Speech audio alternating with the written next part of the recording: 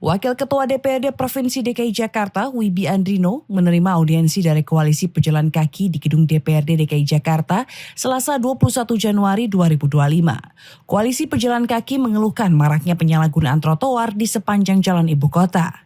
Wibi berharap Pemprov DKI Jakarta menuntaskan penyalahgunaan trotoar yang kerap dipakai sebagai parkir dan tempat pedagang kaki lima. Ia juga mengajak warga aktif menggunakan aplikasi Jakarta Kidi untuk melaporkan jika melihat penyalahgunaan trotoar.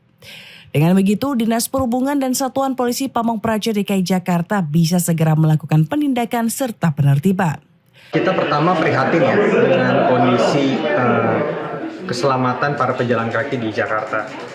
Hari ini kalau tadi saya mendengarkan informasi dari teman-teman dari KOPK bahwa kalau kita bicara dalam konteks Indonesia, orang yang meninggal akibat kecelakaan dari lalu lintas itu sangat amat tinggi, bahkan melebihi dari sakit diabetes dan kanker maupun jantung. Nah, jadi kalau misal ini tidak menjadi satu isu penting, itu adalah bentuk lebih perhatian daripada DPRD.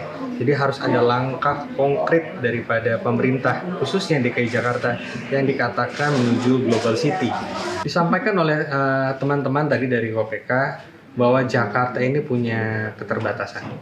Jadi kalau misalnya menyelesaikan masalah Jakarta ini, kita lihat bahwa pengawasannya jangan lagi by person, tapi by system. Lewat apa? Teknologi, upgrading teknologi. Ada aplikasi yang dimiliki Jakarta yang namanya Jaki. Sehingga pelaporan-pelaporan itu mata-mata itu bukan dari Satpol PP, bukan dari Disub, tapi dari masyarakat. Nah, masyarakat mengawasi.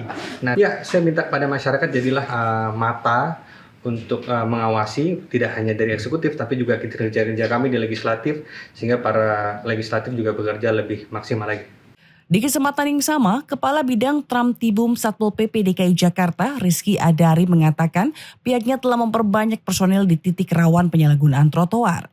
Ia pun berencana mengundang asosiasi pengusaha restoran, hiburan, dan juga yang berkaitan dengan penggunaan trotoar. Upaya-upaya telah dilakukan oleh Satpol PP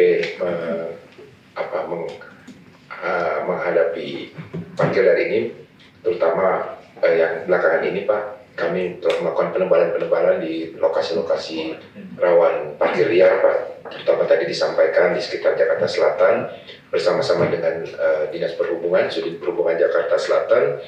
Jadi ada juga anggota yang berpatroli, kemudian juga kita melakukan himbauan-himbauan, sudah ada pemasangan spanduk-spanduk dan juga berupa sosial media Pak yang telah disampaikan terkait larangan-larangan yang sesuai dengan aturan. Dan tentu kita akan mengundang rekan-rekan stakeholder lain dari Dinas katakanlah Perhubungan, Bina Marga, kemudian Parekraf, JKTRP, karena tentunya kita berharap tidak hanya penindakan saja yang kita utamakan, tapi juga ada mekanisme yang lebih terstruktur gitu Pak. Jadi pada saat penindakan ini juga ada bentuk perencanaan, pengawasan, pengendalian sampai kepada penindakan. Penertiban ini sebenarnya di ujungnya Pak. Seharusnya ada hal-hal yang tentunya bisa kita lakukan sehingga lebih tersistematis dan terstruktur. Sementara itu, Ketua Koalisi Pejalan Kaki, Alfred Sitorus menilai Pemprov bisa melakukan penindakan dengan mengacu pada payung hukum yang berlaku.